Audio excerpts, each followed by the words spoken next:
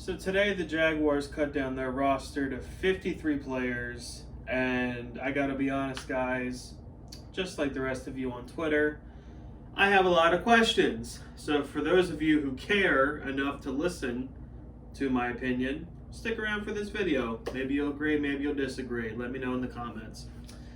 So for some unknown reason, Mr. Taven Bryan is still on this football team. I don't really understand why Taven Bryan has a spot on this football team, but Colin Johnson no longer has a job. Can someone explain that to me? I can't explain it. Please, if someone can explain it to me, let me know in the comments. Also, Andrew Wingard. Why is Andrew Wingard still on the team? I don't get it. I don't get it. Urban Meyer is stressing special teams, and he claims that that's where he feels like Wingard really shines, the special teams. Didn't we sign Rudy Ford from the Eagles for that? I don't get it. I don't get it. If you ask me, you guys, I could be wrong, but I am not crazy about keeping Tavon Austin. I'm not crazy about it. I don't know how long it'll last, really. Like, I don't know. I wouldn't have done it over Colin Johnson.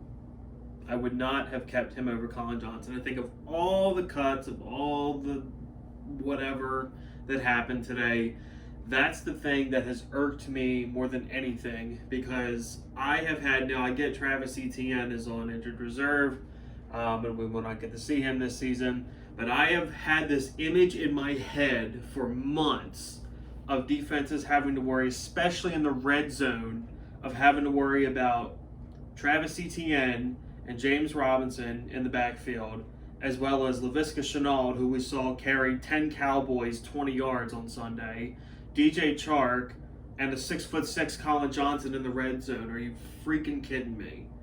Like, I think him and Trevor would have built a beautiful chemistry together. Now, in Urban's press conference, he did say that him and Jared Wilson are two guys that they are going to try to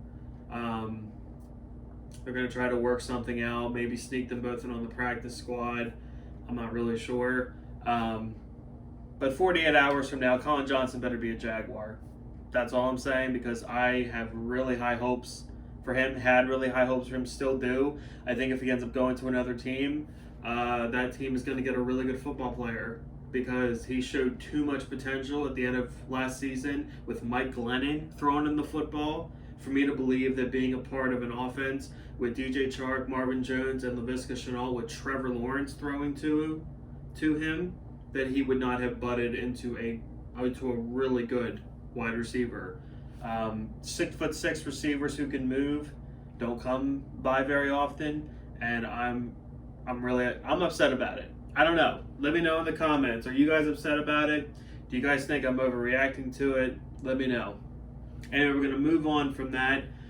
Jake Luton was waived today. I have a feeling that's another guy they're probably going to try to claim back and throw in on the practice squad, just because I feel like teams typically will do that. They'll keep, two quarterbacks active on game day, and then they'll have a guy on the practice squad that they like to develop. Even though Jake Luton sucks, he does have a really, really strong arm. He's not accurate, can't read a defense or anything, but he's got a really strong arm, so GMs covet that, and they will probably try to sneak him somewhere on the practice squad. They kept on the offensive line, your standard, your starting five. The backups are Ben Barch, Walker Little. They kept Will Richardson as well as Walker Little, which kind of surprised me. I wasn't expecting them to, but they did. So I guess Urban really sees something in Will Richardson as well. I kind of thought the Walker Little would just be the solo swing tackle, and then they would fill out any other offensive lineman they wanted would be to rotate in the interior. So, and the defensive line, I feel like we have a lot of depth there now. With as far as the linebackers go, they waived Quincy Williams, which kind of, I mean, I'm not like heartbroken over it because Quincy Williams has never shown anything. I still will never forget when we drafted him in the 3rd round that Daniel Jeremiah on the NFL Network had no tape on him. He had nothing. They had nothing to show for him. This is night 2 of the NFL draft, and the Jaguars made a pick, and the NFL Network had no tape on the guy to show. How pathetic. How pathetic. He never really showed much. I mean, maybe a few plays here or there. The dude was fast, but could never stay healthy and just never really materialized into anything. So they cut him. They have Dylan Moses on the they put him on IR, and that's the guy that Jaguar fans have been talking about a lot this offseason. Is that kind of like that undrafted diamond in the rough guy? But we're probably just gonna have to wait and see till next year what he brings, or maybe later this year. I'm not really sure, because sometimes I forget the exact rule. If you place a guy on IR, it could be designated to return IR is what I'm trying to say, but I'm not 100% sure on that. Probably should have done a little bit more research on that, but sue me. Another thing I wanted to talk about was the running back room. I don't like that they didn't keep Devine Zigbo, because I actually thought he showed a lot of promise and was probably going to be the closest thing to Travis Etienne without having Travis Etienne.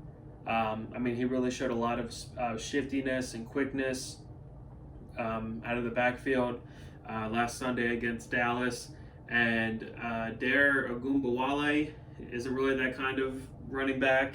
I don't know why Carlos Hyde is on this football team, but he's RB2 now behind James Robinson, and I'm not very happy about it. It was stupid to sign him. It was stupid to sign Philip Dorsett, which we actually cut him, and we never should have signed him. The whole thing was dumb.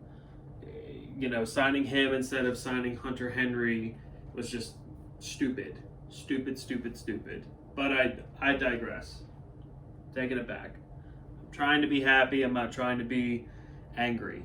Because the season's almost here. I'm trying to be excited. The 53-man roster is here. Don't necessarily agree with all, but don't hate it. Don't get me wrong. I don't hate it. Why is Colin Johnson not on this football team and Taven Bryan is? I don't get it.